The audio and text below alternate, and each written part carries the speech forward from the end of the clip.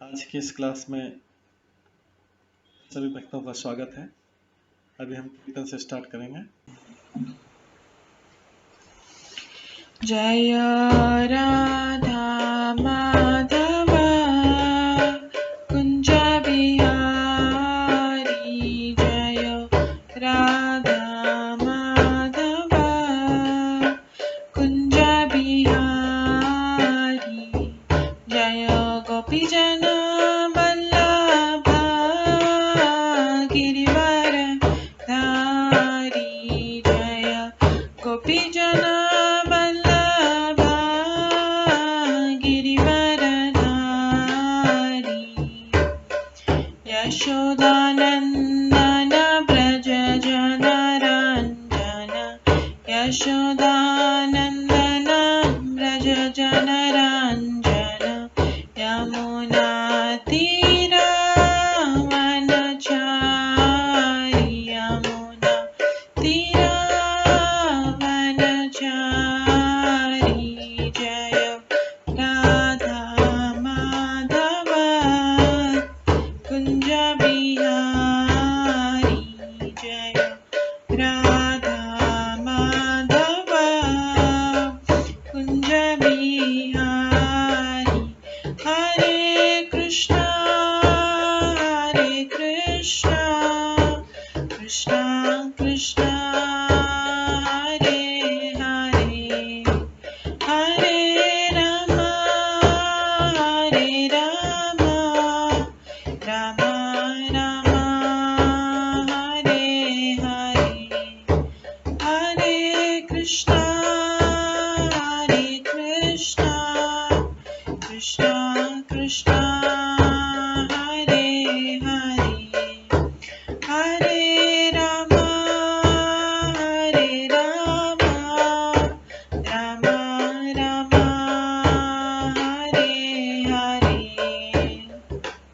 हरे कृष्णा कृष्णा कृष्णा हरे हरे, हरे राम राम राम हरे हरे, हरे कृष्णा कृष्णा कृष्णा हरे हरे, हरे राम राम राम हरे हरे, हरे कृष्णा कृष्णा कृष्णा हरे हरे, हरे राम राम राम हरे हरे, हरे कृष्णा कृष्णा कृष्णा हरे हरे, हरे राम राम राम हरे हरे, हरे कृष्णा कृष्णा कृष्णा हरे हरे, हरे राम राम राम हरे हरे, जय राधा माधव राधे, जय राधा गोविंद राधे, जय गौरनिताय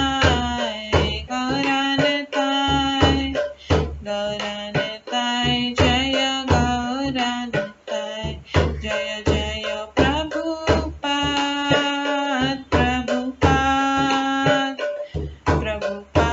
जय जय प्रभुपाद, जय जय गुरुदेव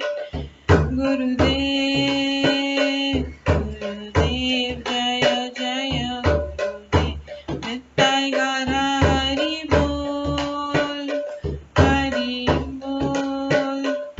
हरि बोल नित्य गौर हरि बोल। गौर प्रेमानंदे हरि हरि बोल। हरे कृष्णा। आज की इस क्लास में सभी भक्तों का स्वागत है।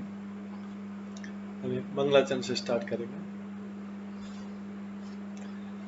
ॐ अज्ञानतिमिरन्धस्य ज्ञानाञ्जनशलाकया चक्षुरुन्मिलितं येन तस्मै श्रीगुरुवे नमः। श्रीचैतन्यमनोभीष्टं स्थापितं येन भूतले स्वयं रूप कदा मह्यं ददाति स्वपदान्तिकम्।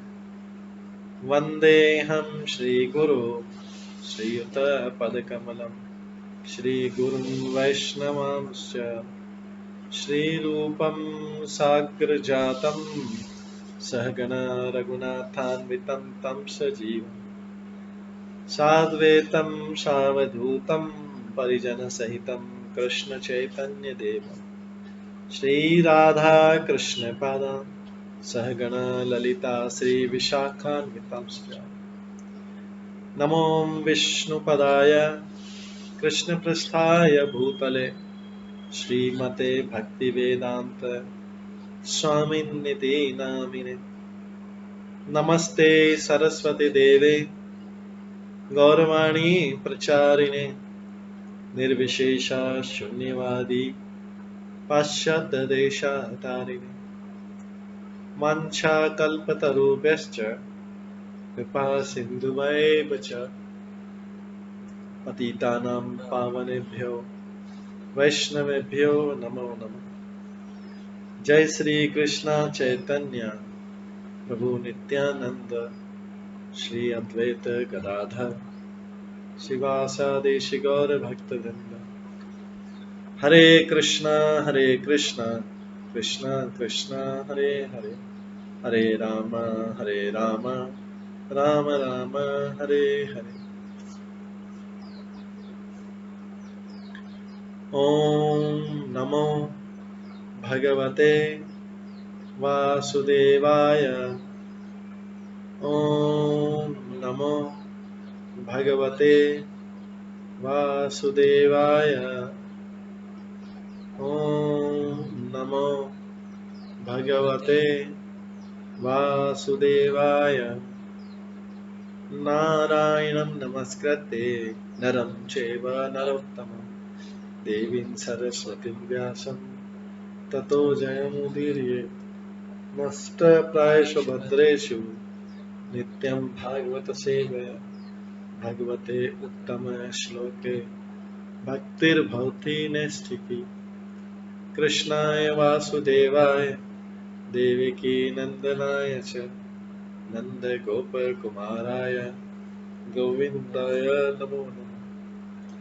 सर्ववेदान्तसारमे श्रीभागवतम् इष्यते तद्रसामृतात् नान्यत्र स्याद्रति क्वचित्। आराध्यो भगवान् ब्रजेश तनयस्तनुधाम वृन्दावन रम्या काचिदुपासना व्रजवधूवर्गेण या कल्पिता।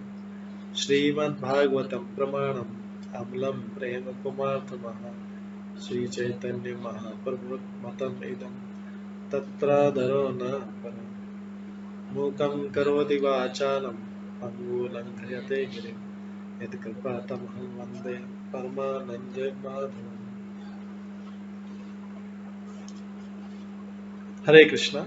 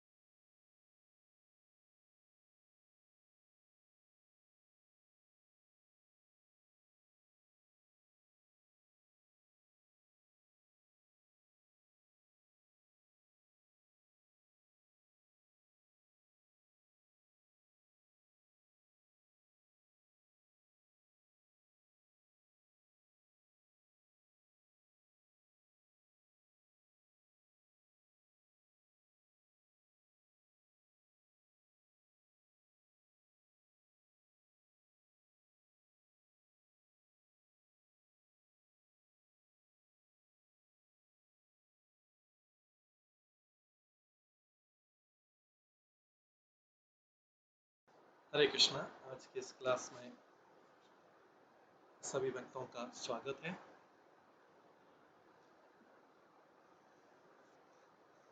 कल हम श्रवण कर रहे थे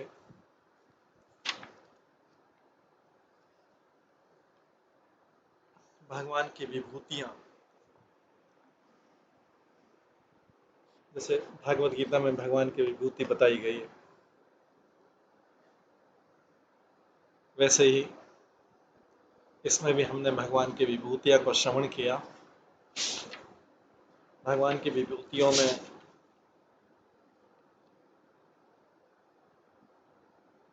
भगवान कहते हैं कि मैं जल का स्वाद, पृथ्वी का गंध, स्पर्श, वायु का स्पर्श, ध्वनि, मिथ्यांकार, महातत्व सब मैं हूँ। पांचों कर्मेंद्रिया में हूँ, ज्ञानेन्द्रिया में हूँ, बलवानों में शारीरिक तथा मानसिक बल में हूँ, गंधर्व में विश्वास, वशुद्ध, स्वर्गिक, अप्सरा में पूर्व चित्ती में। इस तरह से भगवान सबका वर्णन करते हैं। आज हम अध्याय 17 से श्रवण करेंगे। 27 भगवान कृष्ण द्वारा वर्णाश्रम प्रणाली का वर्णन।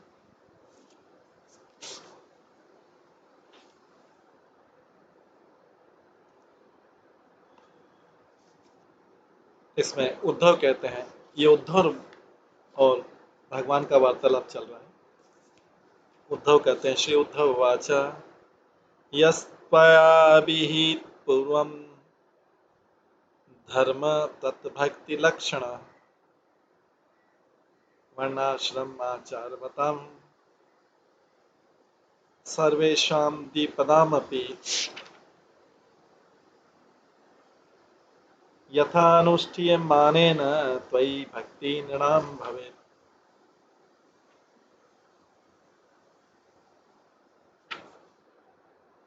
स्वधर्मेण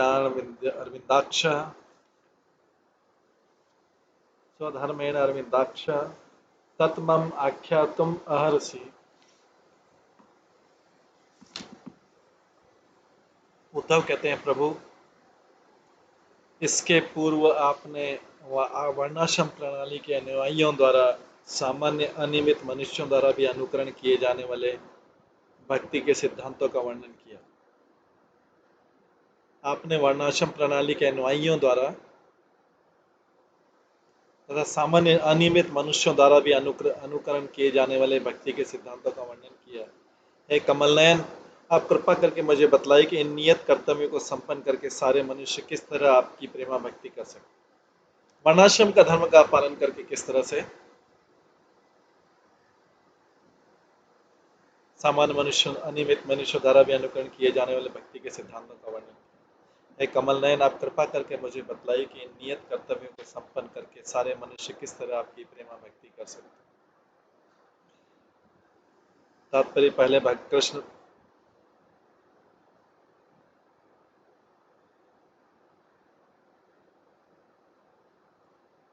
भगवान कृष्ण पहले ही ज्ञान योग,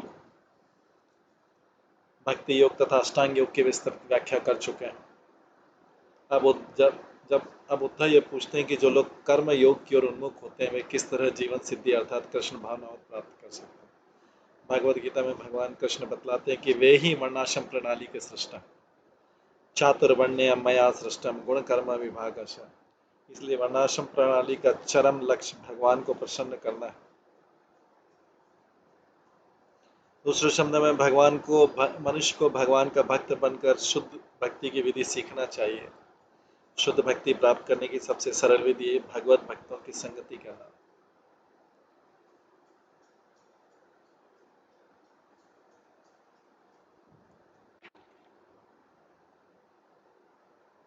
यदि कोई व्यक्ति विनीत होकर तथा श्रद्धा भाव से शुद्ध भक्तों की संगति करता है तो उसे तुरंत ही जीवन सिद्धि प्राप्त हो सकती है। कृष्ण भावना भावित व्यक्ति को वर्णाश्रम प्रणाली की सारी औपचारिकताएं नहीं करनी पड़ती।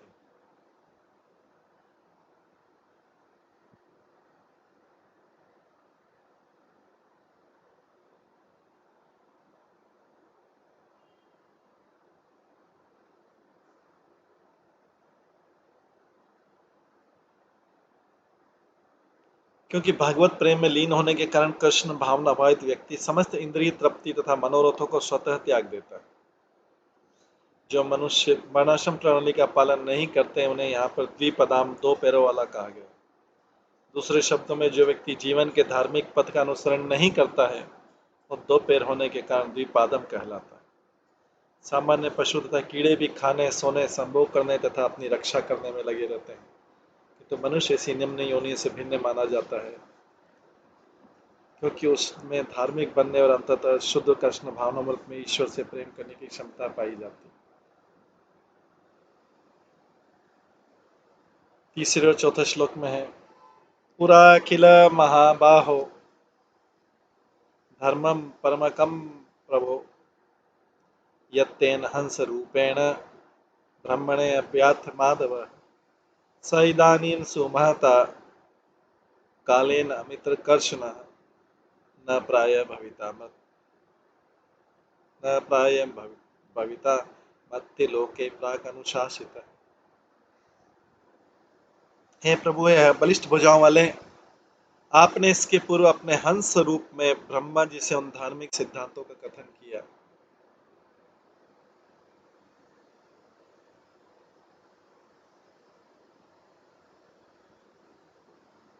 हंस अवतार में भगवान ने सारी बात बताई थी। तो यहाँ पर उद्धव बोल रहे हैं, प्रभु हे बलिष्ठ भुजाओं वाले, आपने इसके पूर्व अपने हंस रूप में ब्रह्मा जी से उन धार्मिक सिद्धांतों का कथन किया जो अभ्यासकर्ता को परम सुख प्रदान करने वाला है। हे माधव, तब से अब काफी काल बीत चुका है। हंस अवतार होने के बाद जो आपने बात की उसके बाद काफी काल बीत चुका है, और यह शत्रुओं के दमन करता, आपने जो उपदेश पहले दिया था उसका महत्व शीघ्र समाप्त हो जाएगा। वक्ता कर्ता अविता नान्य धर्मस्य अच्युत ते भुवि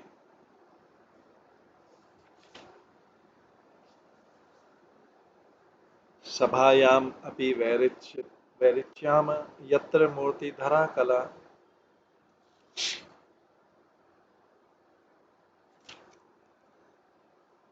कत्रावित्र प्रवक्त्रा च भवता मधुसूदन त्यक्ते महीतले देव विनष्टम क प्रवीक्षते।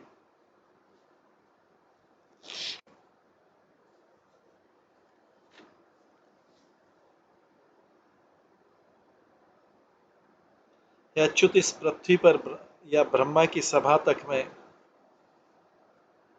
इस पृथ्वी पर या ब्रह्मा की सभा तक में परम धार्मिक नियमों का आपके सिवा कोई ऐसा वक्ता, सृष्टा तथा रक्षक नहीं है जहां साक्षात वेद निवास करते।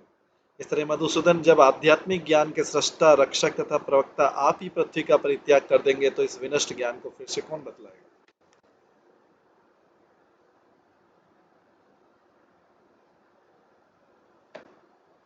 इस पृथ्वी पर या ब्रह्मा की सभा तक में परम धार्मिक नियमों का आपके सिवा कोई ऐसा वक्ता, सृष्टा तथा रक्षक नहीं है जहां साक्षात वेद निवास करते हैं।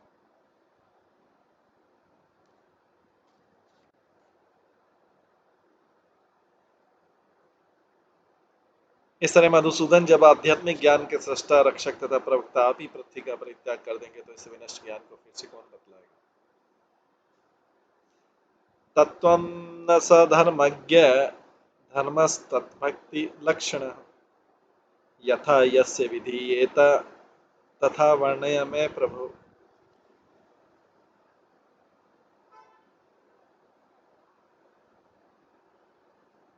अतः प्रभु, समस्त धार्मिक नीतियों का ज्ञाता होने के कारण आप मुझसे उन मनुष्यों का वर्णन करें जो आपके भक्ति मार्ग को संपन्न कर सके, और यह भी बताएं कि ऐसी भक्ति कैसे की जाती है।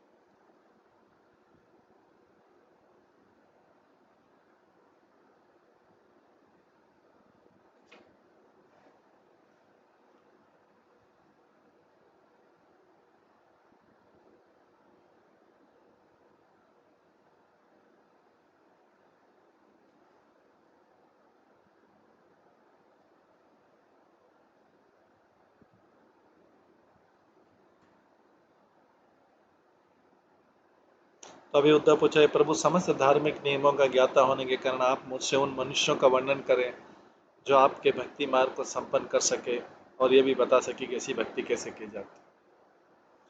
श्री शुकुवाच इत्थं स्वभृत्तमुख्येन पृष्टः स भगवान् हरि प्रीतक्षेमाय मत्यानां धर्मान आ सनातना। सुखदेव गोस्वामी ने कहा, जब भक्त प्रवर श्री उद्धव ने इस तरह से भगवान से प्रश्न किया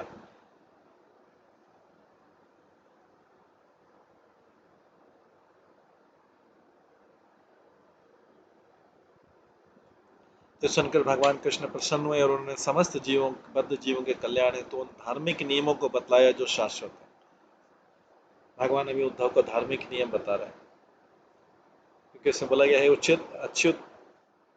तो भगवान कृष्ण बोल रहे, इस पृथ्वी पर या ब्रह्मा की सभा तक में परम धार्मिक नियमों का आपके सिवा ऐसा कोई वक्ता, सृष्टा तथा रक्षक नहीं है जहाँ साक्षात वेद निवास करते। और बोल रहे हैं कि मधुसूदन, जब आध्यात्मिक ज्ञान के सृष्टा रक्षक प्रवक्ता आप ही पृथ्वी का परित्याग कर देंगे तो इस विनष्ट ज्ञान को कौन फिर से बतलाएगा। अभी उद्धव को चिंता हो रही है कि भगवान तो चले जाएंगे, अप्रकट हो जाएंगे, अब इस ज्ञान को कौन बतलाएगा, विनष्ट ज्ञान को कौन बतलाएगा। तो आप मुझे उन मनुष्य का वर्णन कर दीजिए जो आपके भक्ति मार्ग को संपन्न कर सकें, और ये भी बताइए कि भक्ति कैसे की जा सकती है जिससे आके ये धर्म चलता रहे।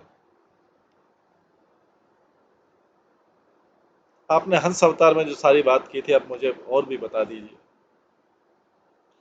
श्री भगवानुवाच धर्म एष तव प्रश्न निःश्रेयस कर नृणाम् वर्णाश्रम आचार बताम तम उद्धव निबोध में।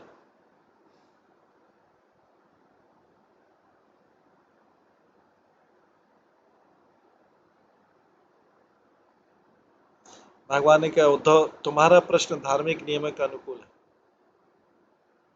अतः ये सामान्य मनुष्यों को तथा वर्णाश्रम प्रणाली का पालन करने वाले दोनों को ही जीवन में सर्वोच्च सिद्धि अर्थात शुद्ध भक्ति को जन्म देता है।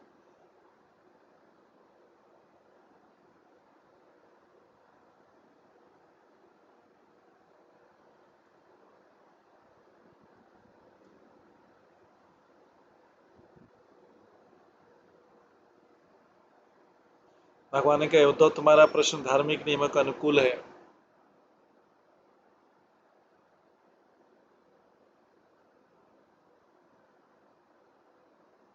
अतः ये सामान्य मनुष्यों को तथा वर्णाश्रम प्रणाली का पालन करने वाले दोनों को ही जीवन में सर्वोच्च सिद्धि अर्थात शुद्ध भक्ति को जन्म देता है। अब तुम उससे उन परम धार्मिक नियमों को सीखो।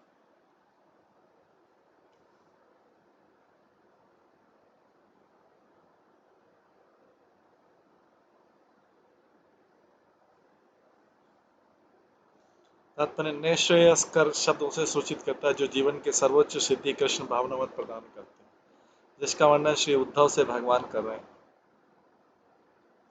धार्मिक नियम पर विचार करते समय सामान्य मनुष्य सांप्रदायिक सांसारिक विचारों में फंसे रहते हैं।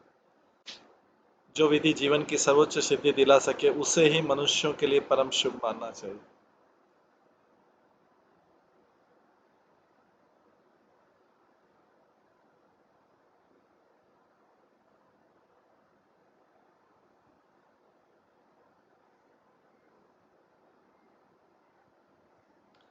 जो विधि जीवन की सर्वोच्च सिद्धि दिला सके उसे ही मनुष्यों के लिए परम शुभ मानना चाहिए। वर्णाश्रम प्रणाली इस पृथ्वी पर धार्मिकता की सर्वाधिक वैज्ञानिक दृष्टि प्रस्तुत करती है, और जो लोग इस प्रणाली में सिद्धस्त होते हैं वे कृष्ण भावनामत को प्राप्त होते हैं, अर्थात हर वस्तु परमेश्वर की तुष्टि के लिए समर्पित करते हैं।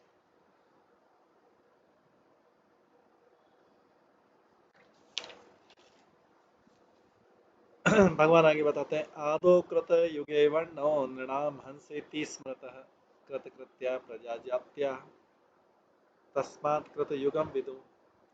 प्रारंभ में सतयुग में केवल एक सामाजिक श्रेणी रहती थी जिसे हंस कहते थे, जिससे सारे मनुष्य संबंध होते थे। इस उस युग में सारे लोग जन्म से शुद्ध भगवत भक्त होते थे। इसलिए विद्वान लोग इस प्रथम युग को कृत युग कहते हैं, अर्थात ऐसा युग जिसमें सारे धार्मिक कार्य अच्छी तरह होते हैं। तो एक भगवान एक एक युग के बारे में बता रहे हैं। प्रारंभ में सतयुग में केवल एक सामाजिक श्रेणी होती थी जिसे हंस कहते थे, जिससे सारे मनुष्य संबंध होते थे। उस युग में सारे लोग जन्म से शुद्ध भक्त होते थे, इसलिए विद्वान लोग उस प्रथम युग को कृत युग कहते हैं, अर्थात ऐसा युग जिसमें सारे धार्मिक कार्य अच्छी तरह होते हैं। इस श्लोक से पता लगता है कि भगवान की शरण में जाना ही परम धर्म है। सतयुग में प्रकृति के निम्न गुणों का कोई प्रभाव नहीं पड़ता। सतयुग में प्रकृति के निम्न गुणों का कोई प्रभाव नहीं पड़ता, इसलिए सारे मनुष्य उच्च आश्रम से, जिसे हंस कहते थे, संबंधित होते हैं, जिसमें मनुष्य भगवान के सीधे संरक्षण में रहता है। वर्तमान युग में लोग सामाजिक समता के लिए हो हल्ला मचा रहे हैं, किंतु जब तक लोग सत्वगुणों को प्राप्त नहीं करते, जो शुद्धता और अन्य भक्ति की स्थिति है, तब तक सामाजिक समता संभव नहीं है। जैसे जैसे निम्न गुणों का प्राधान्य होता जाता है, त्यों तो गौण धार्मिक नियमों का उदय होता है। गौण धार्मिक नियमों का उदय होता है, जिससे लोग धीरे धीरे ईश्वर की पूर्ण शरणागति की शुद्ध अवस्था को प्राप्त हो जाते हैं।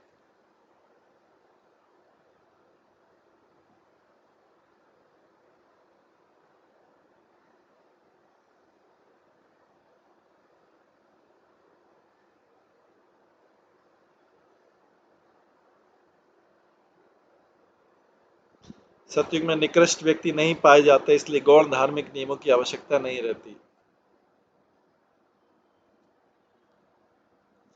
प्रत्येक व्यक्ति प्रत्यक्ष रूप से भगवान की शुद्ध भक्ति करता है, इस तरह सारे धार्मिक कर्तव्य को पूरा करता है। जो व्यक्ति सारे कर्तव्यों को ठीक से पूरा करता है, वो कृत कृत्य कहलाता है, जैसा कि श्लोक में बताया गया, इसलिए सतयुग कृत युग कहलाता है। श्री जीव गोस्वामी के अनुसार आदो शब्द ब्रह्मांड की सृष्टि के क्षण का सूचक है। दूसरे शब्दों में वर्णाश्रम प्रणाली का कोई अर्वाचीन कल्पना नहीं, अपितु सृष्टि के साथ यह स्वाभाविक रूप से उत्पन्न होती है, इसलिए सभी बुद्धिमान व्यक्तियों को चाहिए कि इसे मान लें। वेद प्रणव एवग्रे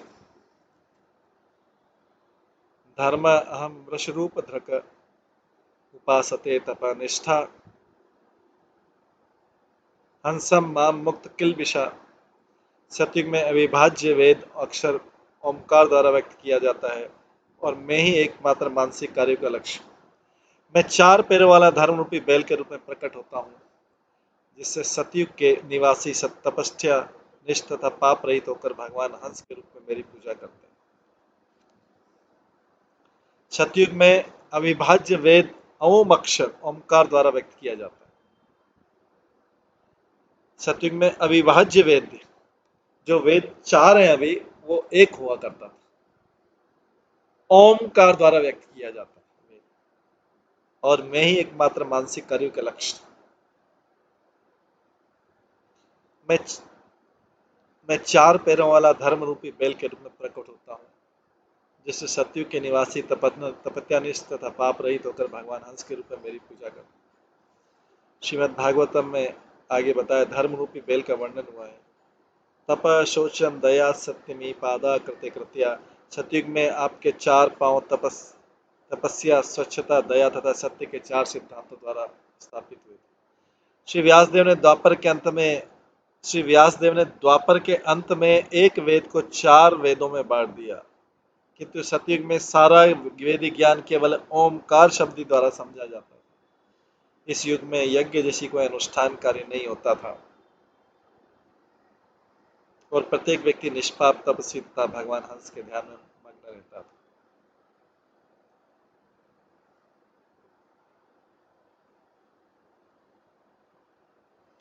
इसके बाद त्रेता युग आया। त्रेता मुखे महाभागा प्राणान में हृदयात्रे विद्या प्रादुर्भूतस्य अहमासम त्रिवन्मख।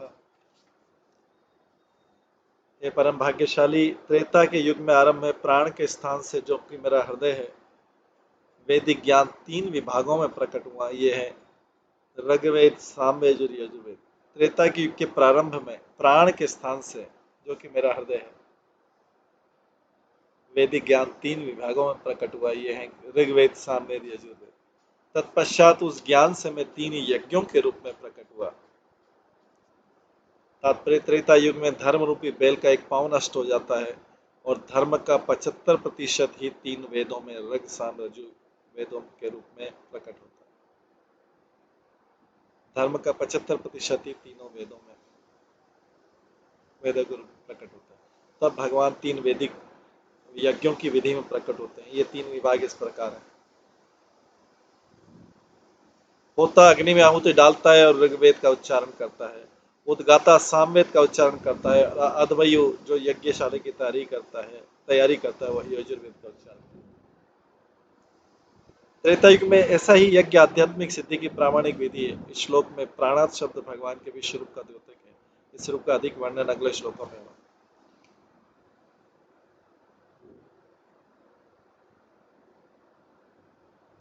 विप्र क्षत्रिय विटा शूद्र मुख बाहु उरुपाद जा वैराजत पुरुषात जाता ये आत्म आचार लक्षण। त्रेता युग में भगवान के विराट रूप से 4 जातियां प्रकट हुई।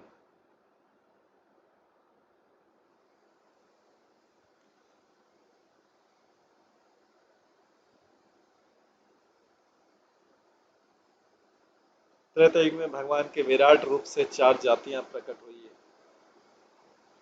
ब्राह्मण भगवान के मुंह से, क्षत्रिय भगवान की बाहों से, वैश्य भगवान के जंघों से तथा शूद्र उस विराट रूप के पांव से प्रकट हुआ।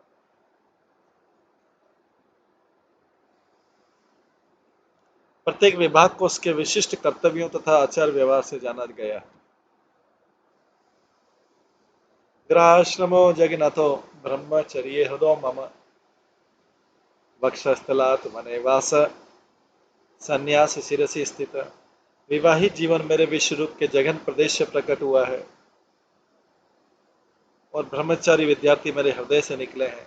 जंगल में निवास करने वाला विरक्त जीवन वानप्रस्थ मेरे वक्षस्थल से प्रकट हुआ है और संन्यास मेरे विश्व रूप के सिर के भीतर स्थित। तो भगवान के विराट रूप में से जंघा के प्रदेश से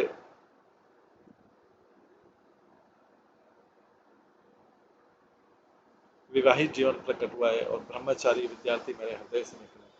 जंगल में निवास करने वाला विरक्त जीवन मेरे वक्षस्थल में प्रकट हुआ है और तथा संन्यास मेरे विश्व रूप के सिर के भीतर।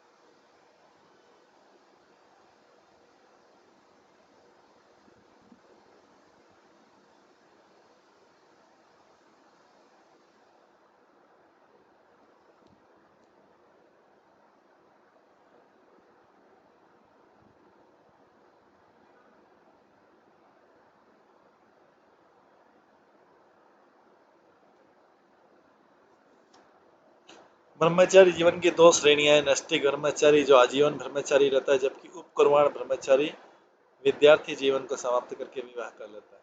जो आजीवन ब्रह्मचारी रहता है वह भगवान कृष्ण के हृदय में वास करता है, किंतु जो अंततः विवाह कर लेते हैं भगवान के विराट रूप के जगन प्रदेश में स्थित होते हैं। वने वास द्योतक के वानप्रस्थ का जो भगवान के वक्षस्थल में स्थित।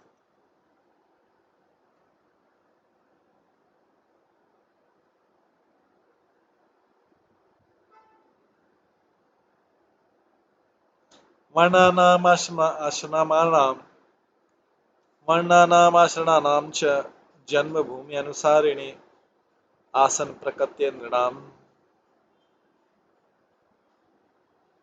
नीचे नीच उत्तम उत्तम। प्रत्येक व्यक्ति के जन्म के समय की निम्न तथा उच्च प्रकृतियों प्रत्येक व्यक्ति के जन्म के समय की निम्न तथा उच्च प्रकृतियों के अनुसार मानव समाज के विविध वृत्तिपरक तथा सामाजिक विभाग प्रकट हुए।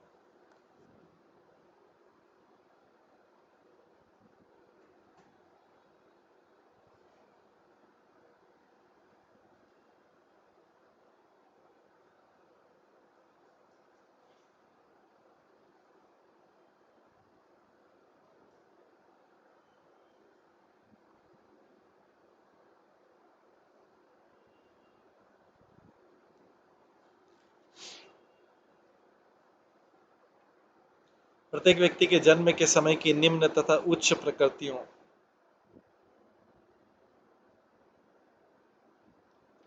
के अनुसार मानव समाज के विविध वृत्तिपरक वर्ण तथा सामाजिक विभाग प्रकट हुए। तो त्रेता युग में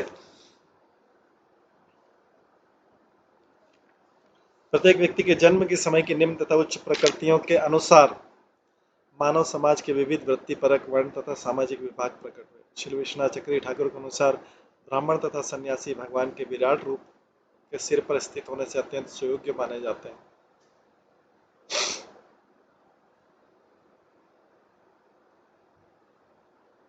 जबकि शूद्र तथा ग्रस्त भगवान के पांवों या जंघों में होने से निम्न पद पर माने जाते हैं।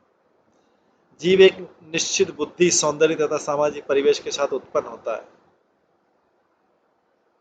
इसलिए वर्णाश्रम प्रणाली में से किसी एक वृत्ति परक तथा सामाजिक पद में स्थित होता है। अंततः ऐसे पद बाह्य उपाधि है, किंतु क्योंकि अधिकांश व्यक्ति भगवान की माया द्वारा बद्ध होते हैं, इसलिए उन्हें जब तक वैज्ञानिक वर्णाश्रम विभागों के अनुसार कर्म करना चाहिए, तब तक वैज्ञानिक वर्णाश्रम के विभागों के अनुसार कर्म करना चाहिए, जब तक वे जीवन मुक्त अवस्था को प्राप्त नहीं करते।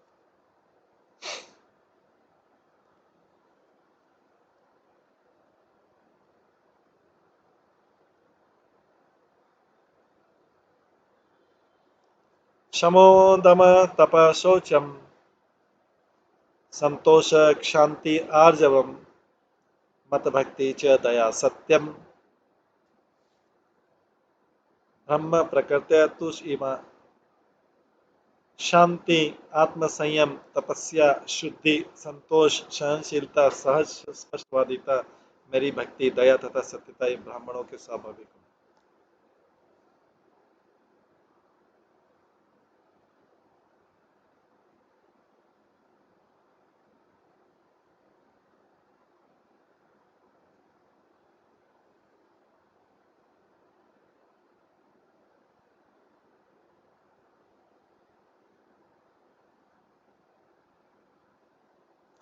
तेजो बलम धृति शौर्यम तितिक्षा औदार्यम उद्यम स्थैर्य ब्रह्मण्य ऐश्वर्य क्षत्र प्रकृत्य तु इमा तेजस्विता शारीरिक बल संकल्प बहादुरी सहनशीलता उदारता महान प्रयास स्थिरता ब्राह्मणों के प्रति भक्ति तथा नायकत्व ये क्षत्रियों के स्वाभाविक गुण।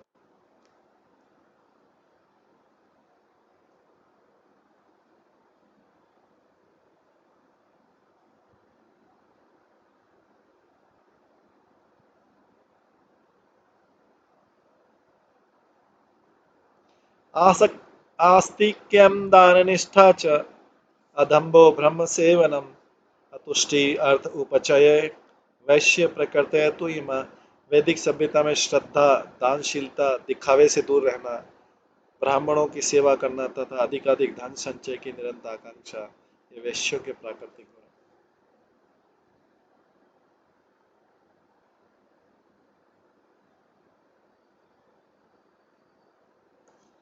फिर अति तुष्ट अतुष्टि रथों पर सूचित करता है कि वैश्य कभी भी तुष्ट नहीं होता, चाहे वो कितना भी धन संचय क्यों नहीं कर ले, वह अधिकाधिक संचय करना चाहता है। दूसरी ओर वह दाननिष्ठ होता है, अर्थात दान पुण्य करता रहता है।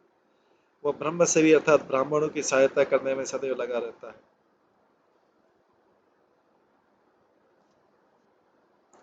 वह अधम होता है अर्थात दिखावे से दूर रहता है। ये सब आस्तिक्यम अर्थात वैदिक जीवन शैली में इस पूर्ण निष्ठा तथा विश्वास के कारण कि वह अपने वर्तमान कार्य के अनुसार ही अगले जीवन में दंडित या पुरस्कृत होगा।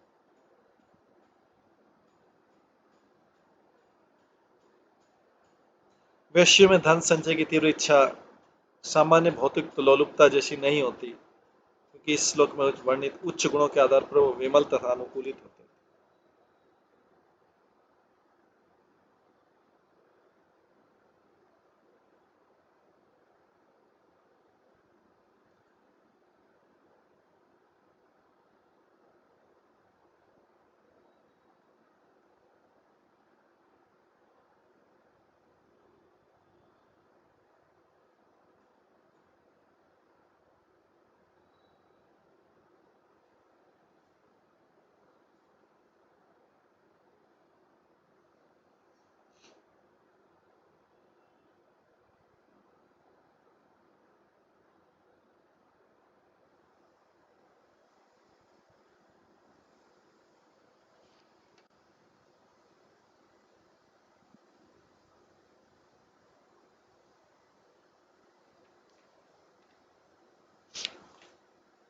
सुषुणम द्विज गवाम देवान सुषुणम द्विज गवाम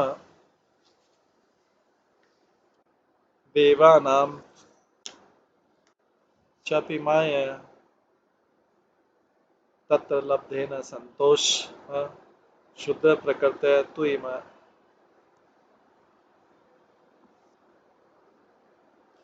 ब्राह्मणों, गौवों, देवताओं तथा अन्य पुरुषों की निष्कपट सेवा तथा ऐसी सेवा करने से जो भी आमदनी हो जाए उससे पूर्ण तुष्टि, ये शूद्रों के स्वाभाविक हुआ।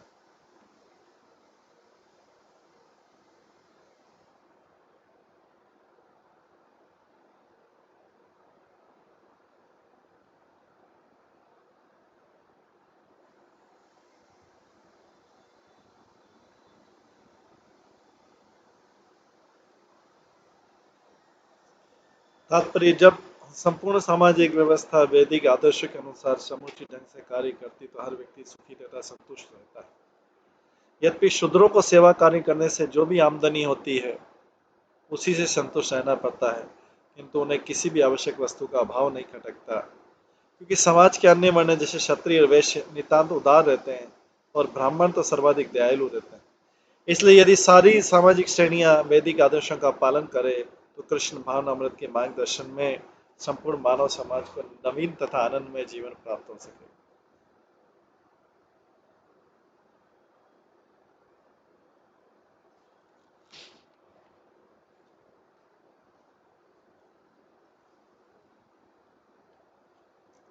तो त्रेता युग में ये 4 वर्ण बने थे वर्णाश्रम।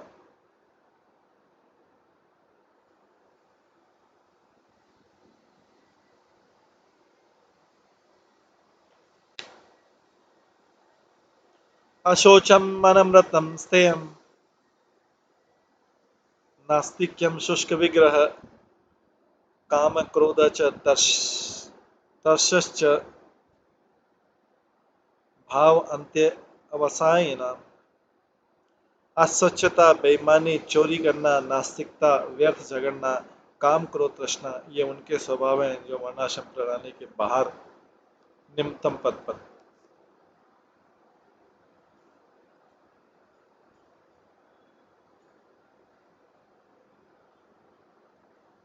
यहाँ पर भगवान ने वर्णाश्रम प्रणाली से बाहर रहने वालों का वर्णन किया है। यूरोप तथा अमेरिका में हमने प्राय देखा है कि सफाई का मानदंड तथाकथित शिक्षित जनों में भी अत्यंत गरीब है, बहुत नीचे गिरा हुआ है। बिना स्नान किए रहते जाना और अशिष्ट भाषा का प्रयोग आम बात है। आधुनिक युग में लोग अपने बड़ों से ध्यान न रखते हुए अंट शंट बकते रहते हैं और इसलिए उनमें अंश मात्र भी सच्चाई, असली ज्ञान नहीं रहता। इस तरह पूंजीवादी तथा साम्यवादी दोनों ही तरह के देशों में हर व्यक्ति व्यापार, कार्य, अपराध के नाम पर अन्यों को लूटने खसोटने में लगा हुआ है। लोगों को न तो ईश्वर के साम्राज्य में विश्वास है, न ही अपनी नित्य प्रकृति पर।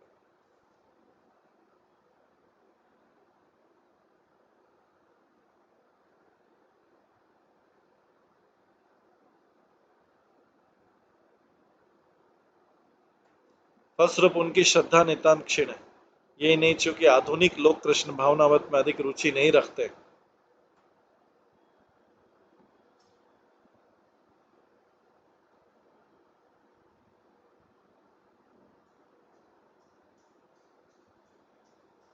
ये नहीं चूंकि आधुनिक लोग कृष्ण भावना पर अधिक रुचि नहीं रखते हैं, इसलिए वे भौतिक शरीर से संबंधित व्यर्थ के मामलों में झगड़ते रहते हैं। थोड़ा भी भड़काने पर बड़े बड़े युद्ध तथा हत्याकांड हो जाते हैं। कलयुग में काम, क्रोध तथा तृष्णा की कोई सीमा नहीं रह गई।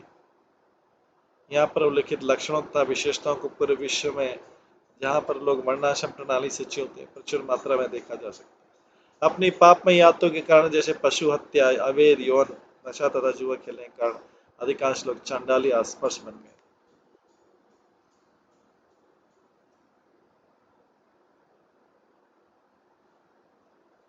अहिंसा, सत्यम, अस्तेयम, अकाम, क्रोध, लोभता, भूता, प्रिय, हिता, इहा च धर्म अयम सार्वमणि।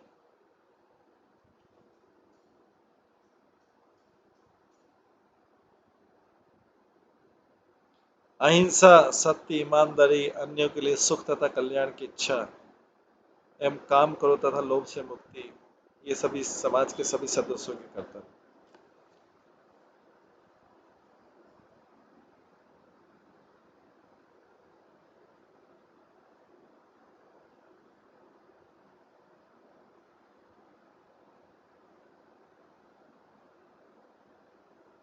अहिंसा, सत्य, ईमानदारी, अन्यों के लिए सुख तथा कल्याण की इच्छा,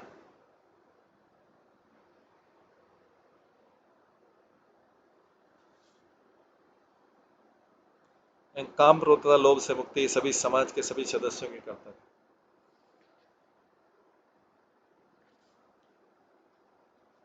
सार्वजनिक शब्द ये बतलाता है कि उपयुक्त सिद्धांतों से सामान्यतः शुद्धता बनती है, जिससे समाज के सारे सदस्यों को यहाँ तक कि वर्णाश्रम प्रणाली के बाहर रहने वालों को भी अपनाना चाहिए। हम देखते हैं कि वर्णाश्रम प्रणाली से अलग थलग समाजों में भी उपयुक्त सिद्धांतों का आदर किया जाता है, उन्हें प्रोत्साहन मिलता है। द्वितीय प्राप्त अनुपूर्यात् जन्म उपनयन द्विजः वसन गुरुकुले दांत ब्रह्म अधीत च आहुत। समाज का द्विजन्मा सदस्य संस्कारों के द्वारा गायत्री दीक्षा होने पर दूसरा जन्म प्राप्त करता है। गुरु द्वारा बुलाए जाने पर उसे गुरु के आश्रम में रहना चाहिए और आत्मनियंत्रित मन से सावधानी से वैदिक साहित्य का अध्ययन करना चाहिए।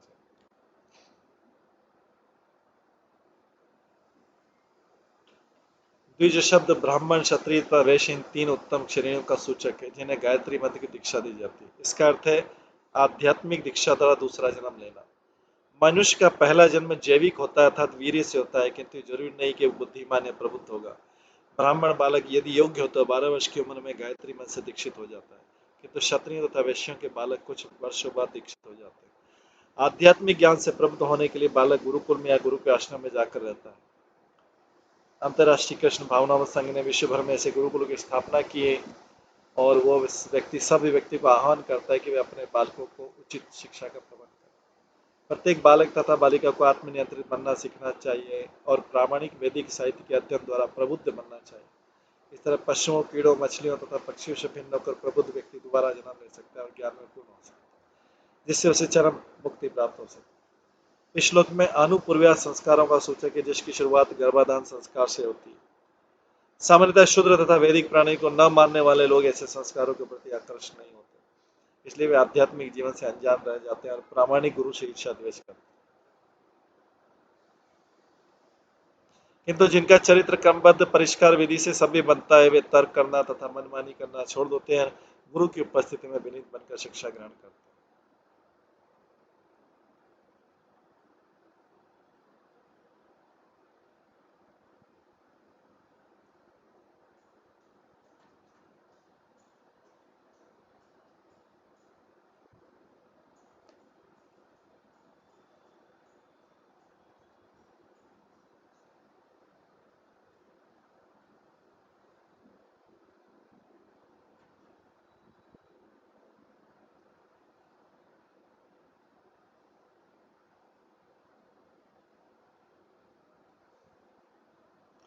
मेखला अजिंदंडक्ष ब्रह्म सूत्र कमंडुलन जटिल अधोत दत्तवास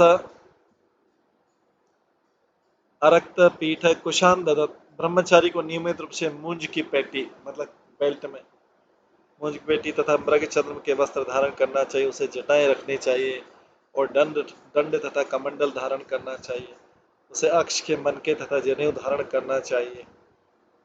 अपने हाथ में शुद्ध कुश लिए हुए उसे कभी भी कोई विलासपूर्वक या उत्तेजन आसन ग्रहण नहीं करने चाहिए।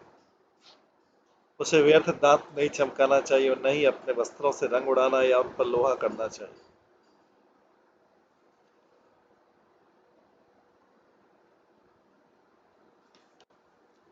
अधोदधवास शब्द सूचित करते हैं कि विरक्त ब्रह्मचारी को न तो स्त्रियों की और आकर्ष करने के लिए मृदु मुस्कान लानी चाहिए, न ही उसे अपने बाह्य वस्त्र पर अधिक ध्यान देना चाहिए।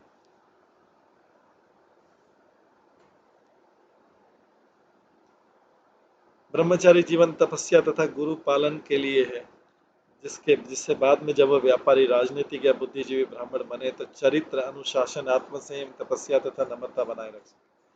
विद्यार्थी जीवन ऐसा वर्णित है। आधुनिक शिक्षा के नाम से जाने जाने वाले मस्तिष्क विहीन आनंदवाद से भिन्न है। निसंदेह आधुनिक युग में कृष्ण भावनावत ब्रह्मचारी बनावटी तौर पर प्राचीन वेशभूषा नहीं धारण कर सकता और नहीं यहाँ पर वर्णित संस्कारों को ग्रहण कर सकता है, किंतु आत्मसंयम, शुद्धि तथा गुरु की आज्ञा पालन की आज भी उतनी की आवश्यकता है जितनी की वैदिक काल में। स्नान भोजन होमेषु जप उच्चारे च वाक्यतः वाकयत्न छिन्दांत नख रोमाणी कक्ष उपस्थगतानि अपि।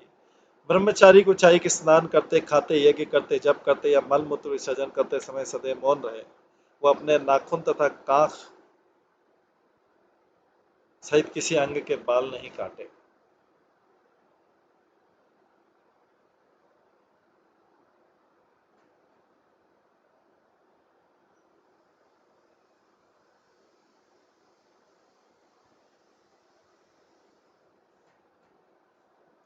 रेतो नाम क्रेज्या तो ब्रह्मवत धर स्वयं अवकीर्णे वागपसु यथा सुस्त्री पदाम जपे। ब्रह्मचर्य व्रत का पालन करते कभी वीरपात न करे वो। यदि संयोग का वीर स्वतः निकल जाए तो ब्रह्मचारी तुरंत जल में स्नान करे, प्राणायाम द्वारा अपना श्वास रोके और गायत्री मंत्र का जप करे। अग्नि अर्काचार्य गौ विप्र गुरु व्रत सुरान शुचि समाहिता उपासित संध्य वेयतवाक जपन। ब्रह्मचारी को शुद्ध होकर तथा स्थिर चेतना से अग्नि, सूर्य, आचार्य, गायों, ब्राह्मणों, गुरु, सम्मानीय वरिष्ठ जनों तथा देवताओं की पूजा करनी चाहिए। उसे सूर्योदय तथा सूर्यास्त के समय मौन होकर उपयुक्त मंत्रों को गुनगुनाते हुए उच्चारण करके ऐसी पूजा करनी चाहिए।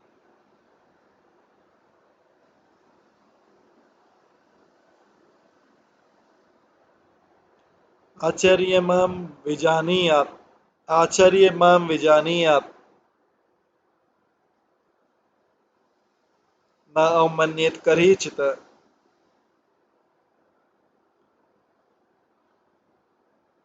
न मर्त्य बुद्धिया सूयेत सर्वदेवमय गुरु।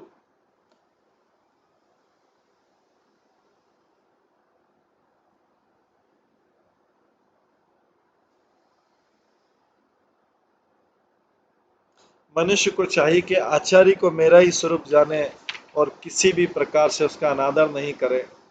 उसे सामान्य पुरुष समझते हुए उससे ईर्ष्या द्वेष नहीं रखे, क्योंकि वो समस्त देवताओं का प्रतिनिधि होता है। आचार्य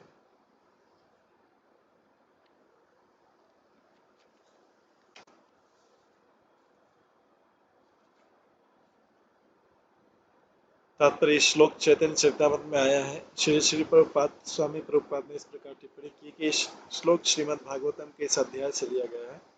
इसे भगवान कृष्ण ने तब कहा था जब उद्धव ने उनसे सामाजिक तथा आध्यात्मिक वर्णाश्रम प्रणाली के विषय में प्रश्न किया था। ये विशेष शिक्षा दे रहे कि ब्रह्मचारी को गुरु के क्षण क्षण में किस तरह व्यवहार करना चाहिए। गुरु अपने शिष्यों द्वारा प्रदत्त सुविधाओं का भोक्ता नहीं होता, वो तो माता पिता के तुल्य होता है। कोई भी बालक अपने माता पिता की ध्यानपूर्वक सेवा के बिना मनुष्य रूप में वयस्क नहीं बन सकता। इसी प्रकार गुरु की देखरेख के बिना कोई व्यक्ति सेवा पद को प्राप्त नहीं कर सकता। गुरु का आचार्य अर्थात आध्यात्मिक विज्ञान का दिव्य प्राचार्य भी कहा गया है। मनु संहिता में आचार्य के कर्तव्य बताया गया। उसमें बताया गया कि गुरु शिष्यों का दायित्व अपने ऊपर लेता है। उन्हें वैदिक ज्ञान की जटिलताओं समेत उनकी शिक्षा देता है और उनको द्विज बनाता है। आध्यात्मिक विज्ञान के अध्ययन के लिए दीक्षित करने का उत्सव उपनीति अर्थात गुरु के निकट लाने का अनुष्ठान कहलाता है। जिसे गुरु के निकट नहीं लाया जा सकता वह जनेऊ नहीं पहन सकता। इस तरह उसे शूद्र कहा गया है। ब्राह्मण, क्षत्रिय, वैश्य तथा वेश द्वारा पहना जाने वाला जनेऊ गुरु दीक्षा का प्रतीक है। यदि इसमें कुलीनता की शक्ति बखानना हो तो इसका पहनना व्यर्थ। गुरु का कर्तव्य कि शिष्य का जनेऊ संस्कार करे और इस संस्कार के बाद गुरु अपने शिष्य को वेद पढ़ाना प्रारंभ करता है। शूद्र के रूप में जन्म व्यक्ति को ऐसी दीक्षा से रोका नहीं जा सकता बशर्ते कि गुरु की अनुमति प्राप्त हो, क्योंकि उसे ही किसी शिष्य को ब्राह्मण बनाने का उचित अधिकार है यदि वो पूर्णता योग्य समझे। वायु पुराण में आचार्य की परिभाषा उस व्यक्ति के रूप में दी गई है जो समस्त वैदिक वाक्यमय के सार को समझता है और वेद के उद्देश्य को बताता है और उनसे विधि विधानों को मानता है और अपने शिष्यों को उसी प्रकार से कर्म करने की शिक्षा देता है। महती दयावशी भगवान गुरु के रूप में अपने को प्रकट करते हैं। इसलिए आचार्य के बर्ताव में भगवान की दिव्य सेवा के अतिरिक्त और कोई कार्यकलाप नहीं रहता। वे सेवा के परम स्वामी हैं। ऐसे स्थिर भक्त की शरण ग्रहण करना उचित है, क्योंकि वो आश्रय विग्रह कहलाता है। यदि कोई अपने को आचार्य कहता है किंतु उसमें ईश्वर की सेवकाई की प्रवृत्ति नहीं तो उसे अपराधी समझना चाहिए और उसकी अपराधी मनोवृत्ति उसे आचार्य बनने का योग्य ठहराती।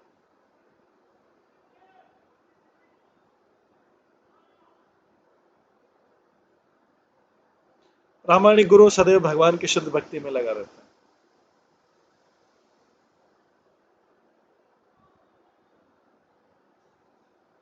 इस परीक्षा से वो भगवान का प्रत्यक्ष स्वरूप तथा श्री नित्यानंद प्रभु का वास्तविक प्रतिनिधि कहलाता है। ऐसा दिव्य गुरु आचार्य देव माना जाता है। ईर्ष्यालु स्वभाव होने तथा इंद्रिय तृप्ति की प्रवृत्ति से असंतुष्ट होने से संसारी जन असली आचार्य की आलोचना करते हैं, किंतु वस्तुतः प्रामाणिक आचार्य भगवान से अभिन्न होता है। अतः ऐसे आचार्य से ईर्ष्या करने का अर्थ है स्वयं भगवान से ईर्ष्या करना। इससे आध्यात्मिक साक्षात्कार का विरोधी प्रभाव जन्म लेगा, जैसा कि पहले कहा जा चुका है। शिष्य को चाहिए कि गुरु को श्री कृष्ण का स्वरूप माने, किंतु स्मरण रखना होगा कि गुरु को भगवान की दिव्य लीलाओं का अनुकरण करने का कोई अधिकार नहीं है। बनावटी गुरु अपने शिष्यों की भावना का अनुचित लाभ उठाने के लिए अपने आप को हर तरह से कृष्ण से अभिन्न बतलाते हैं। वो अपने आप को भगवान बताते हैं, किंतु ऐसे निर्विशेषवादी अपने शिष्यों को केवल पथ विचलित ही करते हैं, क्योंकि उनका उद्देश्य परम भगवान से तादात्म्य है। ये भक्ति संप्रदाय के सिद्धांतों के विरुद्ध है। असली वैदिक दर्शन तो अचिंत्य भेदाभेद तत्व है, जो हर एक वस्तु को एक ही समय से भगवान से अभिन्न बतलाता है, भगवान से एक और भिन्न बतलाता है। श्री रघुनाथ दास गोस्वामी इसकी पुष्टि करते हैं कि प्रामाणिक गुरु का यही पद है, और वे कहते हैं कि मनुष्य को चाहिए कि गुरु को मुकुंद से घनिष्ठ संबंध रखने वाले के रूप में देखे। श्री जीव गोस्वामी ने भक्ति संदर्भ में स्पष्ट परिभाषा दी कि गुरु तथा शिव जी को भगवान का स्वरूप मानने का अर्थ है भगवान को प्रिय होना, न कि उनसे अभिन्न होना। श्री रघुनाथ दास गोस्वामी तथा जीव गोस्वामी ने के पद चिन्हों का अनुसरण करते परवर्ती आचार्यों ने, जैसे विश्वनाथ चक्रवर्ती ठाकुर ने, इसी सत्य की पुष्टि की है।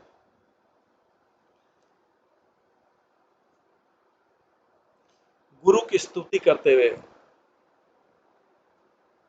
श्री विश्वनाथ चक्रवर्ती ठाकुर ने पुष्टि की है कि सारे शास्त्र गुरु को भगवान से इसलिए अभिन्न मानते हैं क्योंकि वो भगवान को अत्यंत प्रिय होता है। साक्षात धरी तुम्हारा समस्त शास्त्र, विश्वनाथ चक्रवर्ती ठाकुर के मंगलारती में हम गाते हैं, साक्षात धरी तेरा समस्त शास्त्र। सारे शास्त्र गुरु को भगवान से इसलिए अभिन्न मानते हैं, भगवान के प्रतिनिधि के रूप में मानते हैं, क्योंकि वो भगवान को अत्यंत प्रिय होता है और वो भगवान का विश्वस्त सेवक होता है। इसलिए गौड़ी वैष्णव श्री गुरुदेव की पूजा भगवान के सेवक के रूप में करते हैं।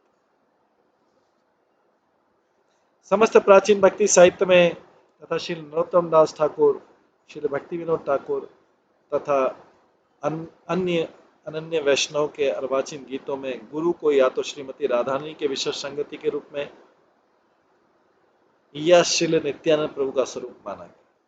तो गुरु या तो श्रीमती राधा रानी के विश्वस्त संगी के रूप में होता है या श्री नित्यानंद प्रभु का स्वरूप माना जाता है। ये गुरु की है, इसलिए मनुष्य को चाहिए कि आचार्य गुरु को मेरा ही स्वरूप जाने, भगवान बोल रहे हैं। आचार्य माम विजानीय न अमन्येत करहि चित, न मर्त बुद्धिया सुयेत सर्वदेव मय गुरु। इस प्रकार से गुरु की प्रशंसा की गई है। अभी समय होने जा रहा है तो हम इसको यहीं पे विराम देते हैं। इसके आगे का जो है हम कल की क्लास में करेंगे। हरे कृष्णा। सभी भक्तों का बहुत बहुत धन्यवाद। सभी भक्तों के लिए एक बार हरे कृष्ण महामंत्र का जप करते हैं।